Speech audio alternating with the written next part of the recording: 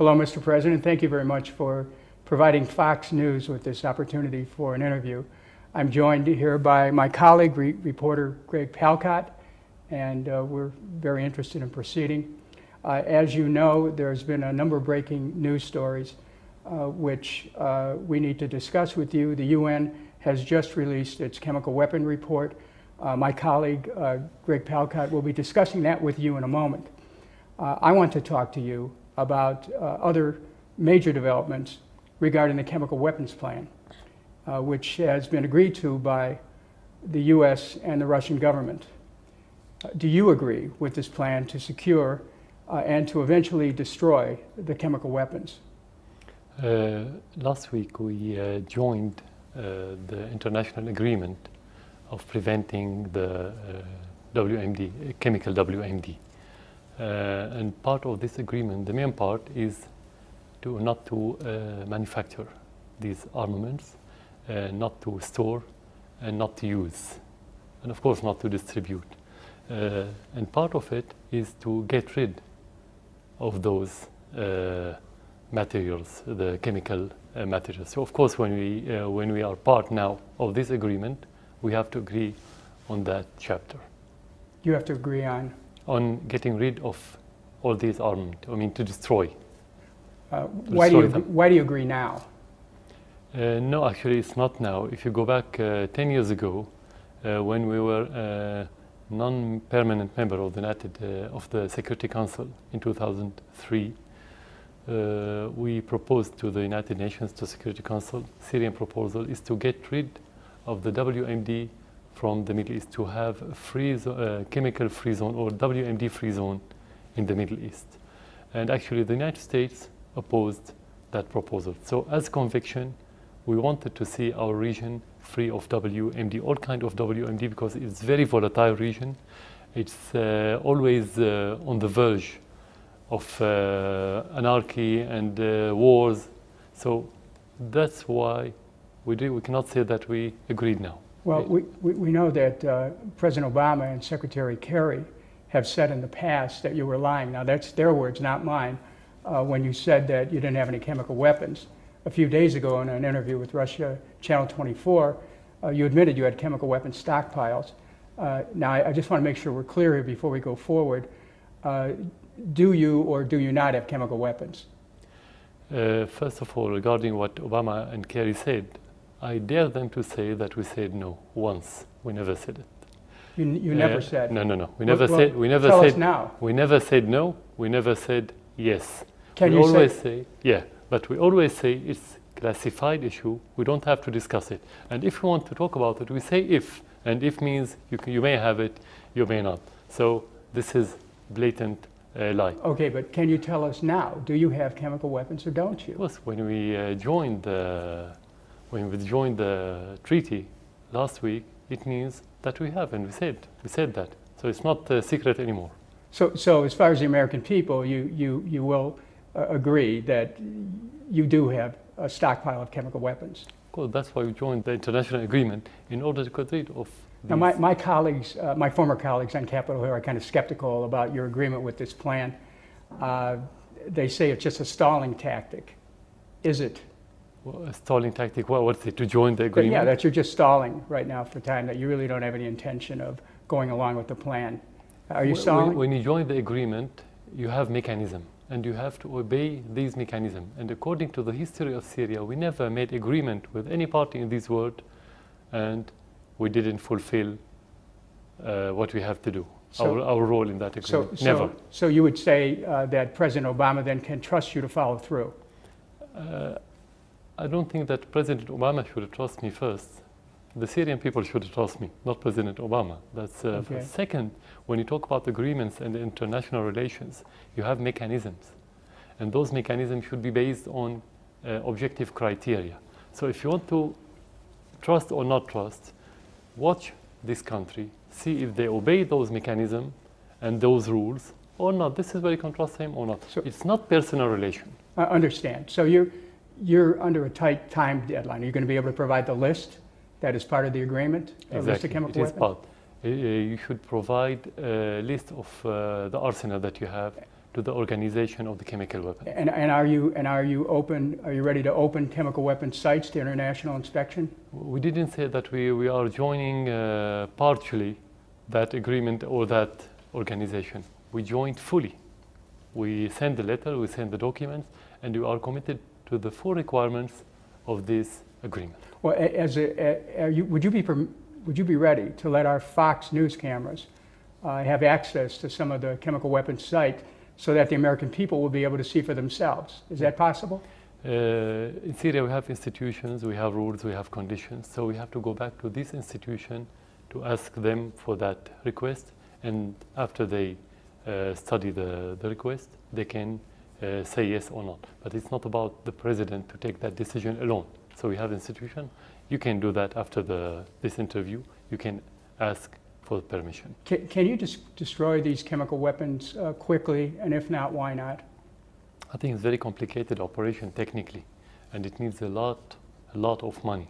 Some estimated about $1 billion for the Syrian stockpile. We're not expert in that regard, but that's the estimates that we've had recently. So quickly depends. You have to ask the experts what do they mean by quickly, because it has certain schedule. It needs a year, maybe a little bit less or a little bit more. So well, what do you mean by quickly? Since it is the United States which demanded that you give up chemical weapons, would you be prepared to turn over your chemical weapons to the U.S. government for the purposes of safely destroying those weapons? As I said, it needs a lot of money. It needs about $1 billion. It's very detrimental to the environment. If the American administration is ready to pay those money and to take the responsibility of bringing toxic materials to the United States, why don't they do it? But of course, it's going to be in cooperation with the specified organization in the United Nations. But you're prepared to hand them over at some point for the safe destruction of them? Doesn't matter where. As I said, at the end, if you're going to destroy them, doesn't matter where they go. Are there any conditions? No, we don't have any condition to send it anywhere. At the end, if it's going to be destroyed, it could be destroyed anywhere. It's, as I said, it's very detrimental to the environment. So whoever country is ready to take the risk of those materials, let them take it. I just have one final question before I give it over to my colleague, reporter Greg. Do you have a security agreement with the Russian government that if and when you give up your chemical weapons, that you, in fact, will be protected so that you're not vulnerable to attacks? Yeah. Because we know there are other nations which gave up their weapons and then they were attacked. You know, the Russian role politically was very efficient during the crisis in Syria, during the last 2 years and a half. And they vetoed 3 times in the Security Council. So actually, they protected Syria politically. They don't have to have a security agreement with Syria regarding this. It's not about only about the army and the war. It's about politics, first of all. So I think they are doing their job without having this agreement. So just to summarize, you do have chemical weapons. You're prepared to go along with the plan to destroy them, and that you're prepared to cooperate with the international community in that. Again, as I said, what you mentioned, all are part of the international agreement, and when we agreed to join this agreement, we want to fully cooperate with this agreement, not partially. I think this is very clear. Greg? All right, thank you, Dennis. Mr. President, this is so important. Let me just follow up on just 1 or 2 points and then move on. Again, no conditions. You will agree to this plan to destroy your chemical weapons. You had put conditions on this in the past week or so, but no conditions. The only condition that the agreement will entail and propose and provide. Okay. So now we are going to discuss the details with the international organization. So I don't have all the details to discuss it with you now. And I'm not the expert to have specialized people to discuss the details. But in general, as headlines, whenever we join agreement, as Syria, we are always committed to those agreements. Your problem was that there was a threat of force coming from the United States. There's still discussion of the so-called Chapter 7 resolution being put forward to the UN, which would include the possibility of force. Would that be a deal breaker for you if that went forward? What the deal breaker? Chapter 7 resolution in the UN, which allows bodies in the UN to use force if you are not complying. Yeah, there's misunderstanding that we agreed upon this agreement because of the American threat. Actually, if you go back before the G20, before the proposal of this initiative, the Russian initiative, the American threat wasn't about handing over the chemical arsenal. It was about attacking Syria in order not to use the arsenal again. So it's not about the threat. Syria never obeyed any threat. Actually, we responded to the Russian initiative and to our need and to our conviction. So whether they have Chapter 7 or don't have Chapter 7, this is politics between the great countries. So that's irrelevant to you? No, irrelevant. No. We obey because we want to obey. We have completely different incentives. And again, that time frame, which Dennis mentioned, 1 week to come up with a full accounting of your chemical weapons, November for the first inspectors to come in, mid-2014 for all your chemical weapons to be destroyed. That's an ambitious timetable, even by expert standards, but you think that is doable? Yeah, but we have to discuss these details with the organization first. So you have to discuss that first? Yeah, this first. Second, the time is not our problem, it's the problem of the organization. How much time do they need to implement these agreements? So you don't necessarily sign on to that timetable? The only thing that we have to do is to provide the information and to make them accessible to our sites, which is not a problem. We can do it tomorrow. We don't have any problem. You could do it tomorrow? Yeah, of course, we don't have problem. The problem is how much fast they can be in getting rid of any chemical material, because this is a very complicated situation. It's not about will, it's about techniques. So only experts can answer your questions. Which leads me to my last question on Dennis's topic, and that's exactly what some people are saying, that this is just a ruse, just a game, because it is so difficult. Experts say it will be so difficult to get rid of these chemical weapons, especially in a war situation like this. This is indeed buying you a lot of time. Even if you don't have war, it is difficult. Even if you have all the requirements afforded by every party, it takes time to get rid of. So you're saying this could take years? As I said, we don't have experience in that regard, but some say it take 1 year. I didn't say years.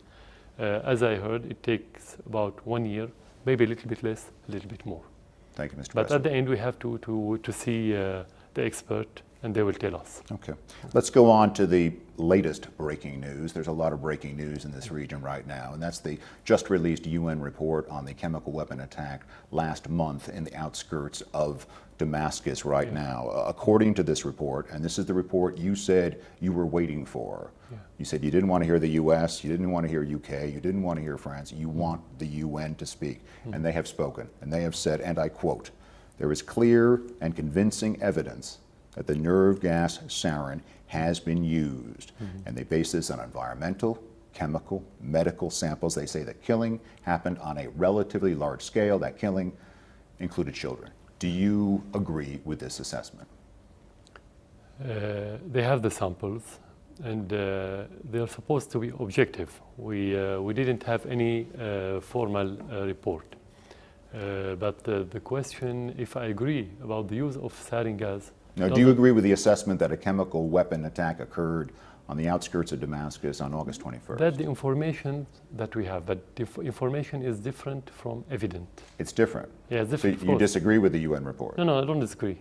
You have to wait till you have evidence. You can agree and disagree when you have the evidence. You should They have the evidence. They've interviewed 40, 50 people on the ground. Yeah, we have to discuss the evidence with them. We have to discuss it with them because they are going back. They haven't finished their mission yet. They are going back, and we have to discuss it with them. We have to see the details. But we cannot disagree without having the opposite evidence. So nobody said that it's not used, because in March, we invited the delegation to Syria because the sarin gas was used in March. We had the evidence that it was used in March. And we'll get into that in a second. I wanted to ask you about that. When I talk as official, I can talk about the evidence that I have. Okay, but they put out a 38-page report. I mean, it's been posted since yesterday. I don't know whether you've had a chance to look at it. We have to look at it. We have to discuss it before saying whether they are correct or not. Yeah, okay. It's only yesterday evening. Let's go hypothetical then. UN Secretary General Ban Ki-moon has said that this is, in fact, a war crime, that it is despicable, that it is a grave violation of international law. If that event happened, as they are saying it did happen, would it be despicable? Would it be a violation of international law? That's self-evident, of course. Self-evident. Of course, that's self-evident. It is. Is it despicable? It's a crime. Because I'm sure you have seen the videos that we have seen of the child but no one, gagging on the ground, of the people no one has on verified the floor. the credibility of the videos and the pictures. Exactly. No one verified. The only verified things are the samples that the delegation go and took. Samples of blood and other things from the soil and so on. Which is what they say they have. But you cannot build a report on videos if it's not verified. But they are basing it on the blood samples. Especially as we live and in a other- world of forgery for the last 2.5 years regarding Syria. You have a lot of forgery on the internet. Now, there's a last key element to this UN report.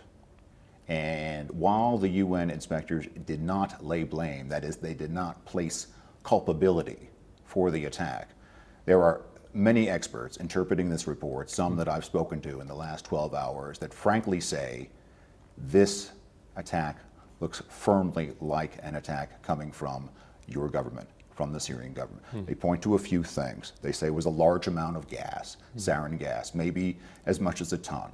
The rebels could not have had that.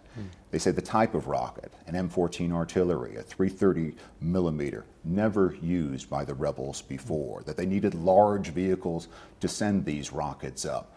The rebels don't have that. And maybe most importantly, they point to the trajectory of the rockets. They say that they were able to trace the rockets back from the impact point to where they came from. And in 2 different occasions, this is according to the UN, they say that the start point was Quezon Mountain, the headquarters of the Republican Guard. What do you say to that? Everything you mentioned is part of the report. Excuse me, sir? Everything you mentioned, all these points, are part of the report. These points are or all mixture? part of the report. These are Okay. all facts. No, the report didn't mention anything regarding the Republican Guards or things like this. They said they gave the azimuth tracking of the trajectory, and people have extrapolated from the azimuth track that that is where it was coming from, northwestern Damascus. First of all, the sarin gas called the kitchen gas. Do you know why? Because anyone can make sarin in his house. They said it's very high quality, higher quality than even used in Iraq by Saddam Hussein, your neighbor at the time. First of all, any rebel can make sarin. Second, we know that all those rebels are supported by governments.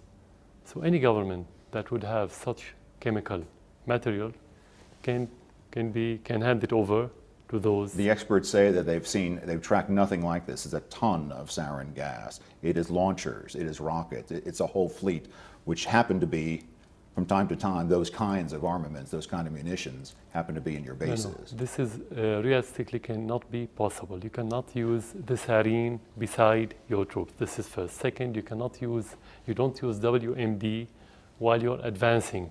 You're not being defeated, you're not retreating. The whole situation was in favor of the army. This is second. Third, we didn't use it when we had bigger problems last year.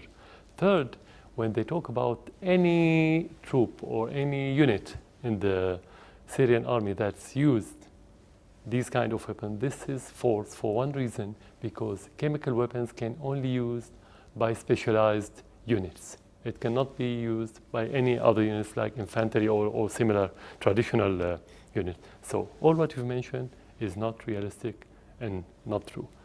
Definitely, so far as government, we have evidence that the terrorist groups have used sarin gas, and those evidence handed over to the Russians.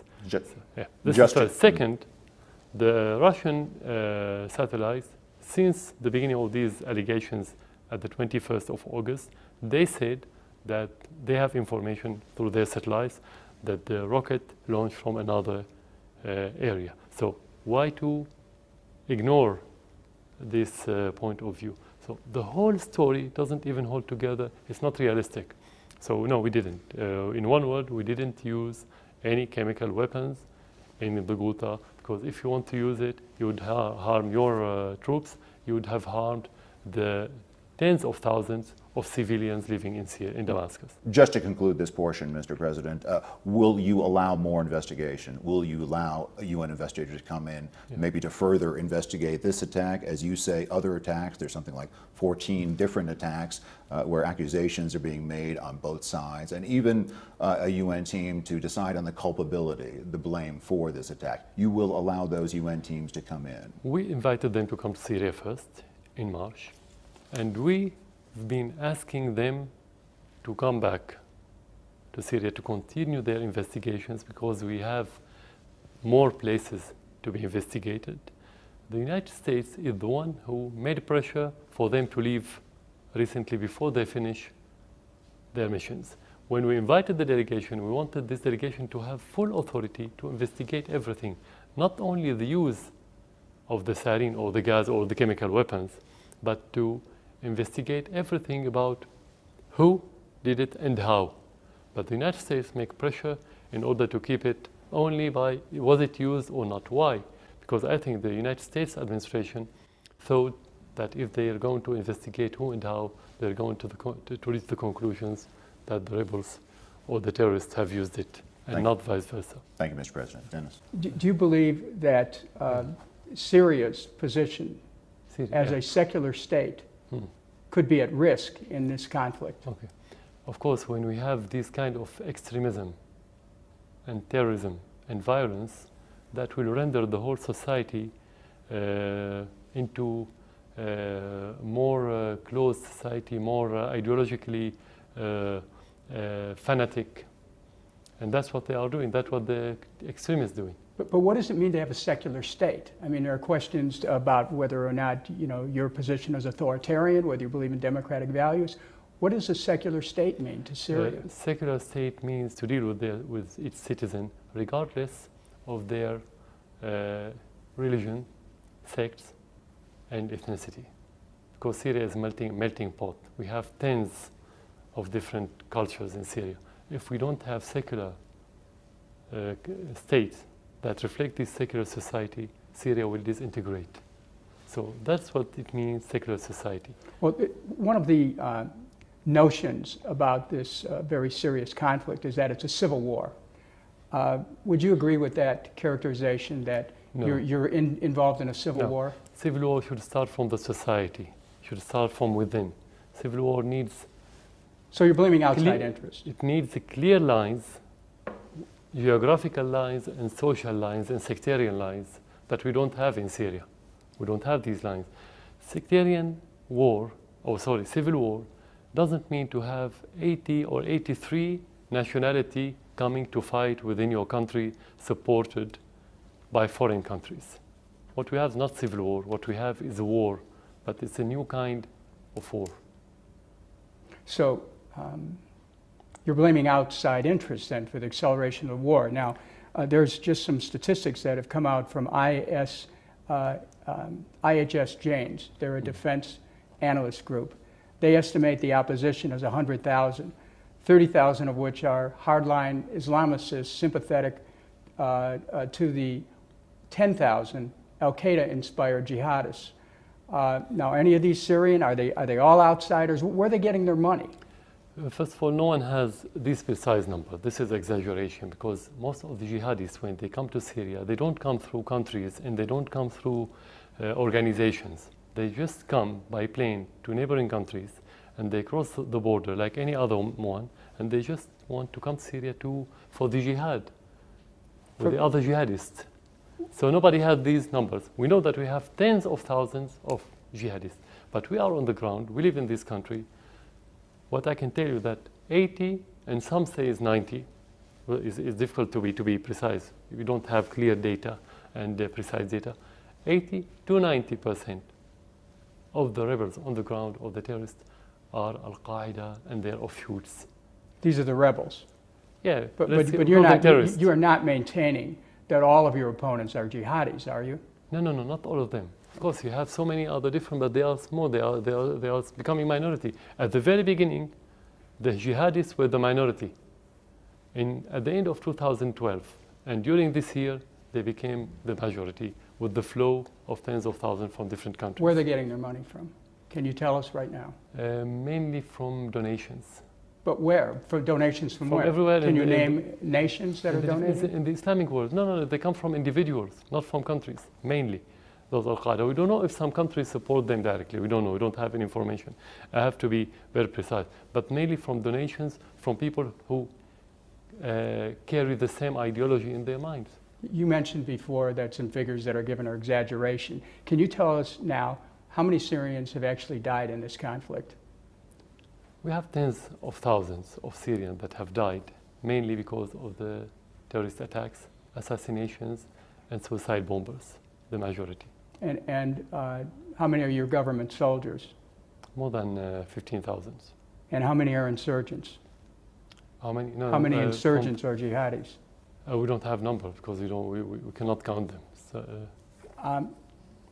Well, there are innocent people being killed in this, and the reports are that your government has bombed villages in which innocent people are killed. What about that, Mr. President?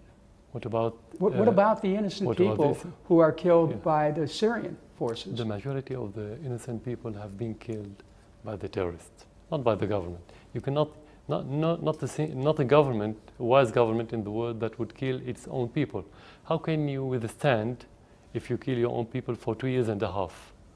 While the West is against you, the regional countries, many of them are against you, and your people are against you while you're killing them. Is it possible? Is it realistic? So, It's so not. you're saying That's absurd. you're saying you're not killing your own people, but your forces have launched attacks on villages where your own people have been killed. No, actually what you're talking about is when the terrorists infiltrating residential area in villages and sometimes in the suburbs of the cities and within large cities, and the army has to go there to get rid of those terrorists. The army should defend the civilians, not the opposite.